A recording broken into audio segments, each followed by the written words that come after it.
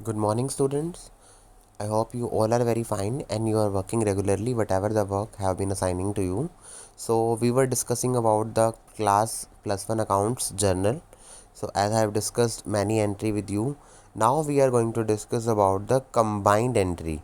That what combined entry means. अब आपको पता है हम सेम डे बहुत सारी चीज़ें इकट्ठी करते हैं, तो हम उन्हें अलग अलग पोस्ट करने की बजाय हम उन्हें क्या कर देते हैं, इकट्ठा पोस्ट कर देते हैं. That is called combine entry. Suppose on the same day you purchase the goods from Ram and Sham. So you do not need to mention the separate entry for both. You can write the entry here, purchase account debit to Ram and Sham. भी आप इकट्ठा दिखा सकते हो कि आपने 20,000 रुपये का जो गुड्स है वो ख़रीदा है. किससे ख़रीदा है? राम से 10,000 का और शाम से 10,000 का. तो परचेज़ आ रहा है. एंट्री क्या होती थी अपनी? Purchase account debit to Ram to Sham. तो हमने ये कंबाइन एंट्री यहाँ पर क्या कर दी, शो कर दी. If the things were done on the same day, remember this. So similar as हमने सेल करी है on the same day on credit Ravi और रोहित को. 5,000 रुपये का माल हमने रवि को बेचा है, 6,000 रुपये का माल हमने रोहित को बेचा है. तो हम क्या एंट्री करेंगे? Ravi debit, Rohit debit to sales account. Ravi debit 5,000, Rohit debit 6,000, to sales account कितना आ जाएगा? 11,000. सिमिलर एज हमने कोई एक्सपेंस करे हैं, सेम डे हमने दोनों एक्सपेंस कर दिए. आपको पता है सारे एक्सपेंसेस डेबिट होते हैं, तो रेंट डेबिट, सैलरी डेबिट हमने दोनों इकट्ठे दिन पे कर दिए. तो rent account debit, salary account debit to cash account, rent and salary paid. Along with that, अब आपने पर्सनल यूज़ के लिए पैसा निकाला है. आपने बिजनेस में से कैश भी निकाल लिया और बैंक से भी निकाल लिया ऑन द सेम डे. तो एंट्री क्या होएगी? Drawing account debit to cash और टू बैंक अकाउंट. क्या एंट्री होएगी? Drawing account debit to cash account और टू बैंक अकाउंट. क्लियर? अच्छा, these are the combined entry that you have to pass when you are doing the same things on the same day.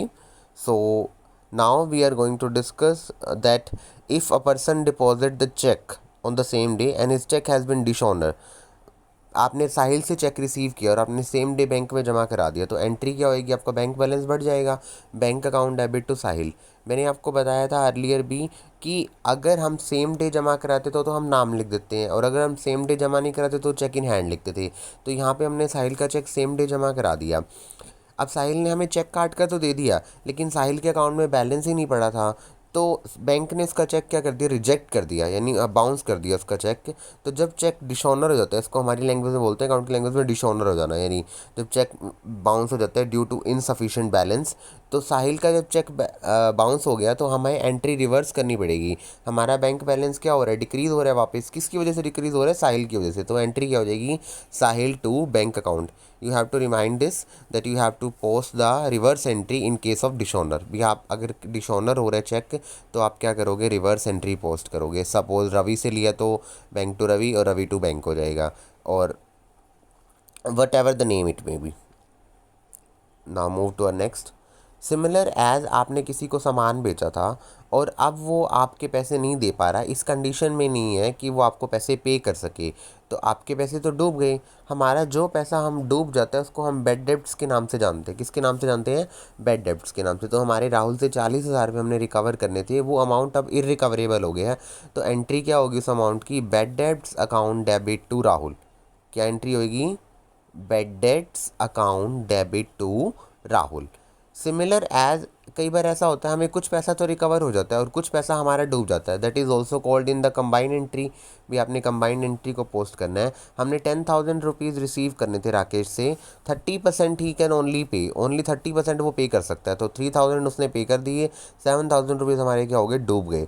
तो entry क्या होगी? Cash account debit 3,000, bad debts account debit 7,000, to Rakesh 10,000. क्या entry होगी? Cash आ रहा है 3,000 का, लेने कितने? 10. तो 7,000 हमारे क्या हो रहे हैं? डूब रहे हैं. अच्छा, सिमिलर एज हमने पढ़ा था जब हम सेल्स करते हैं तो हमें सेल्स रिटर्न भी होती हैं. गुड्स रिटर्न कर दी ड्यू टू डिफेक्टिवनेस या किसी भी वजह से. तो जब गुड्स इफेक्टिवनेस की वजह से रिटर्न आती है तो एंट्री क्या होगी? Sales return account debit to Krishna. जब बेचते थे तो कृष्ण टू सेल्स होता था, अब क्या हो जाएगा? Sales return account debit to Krishna.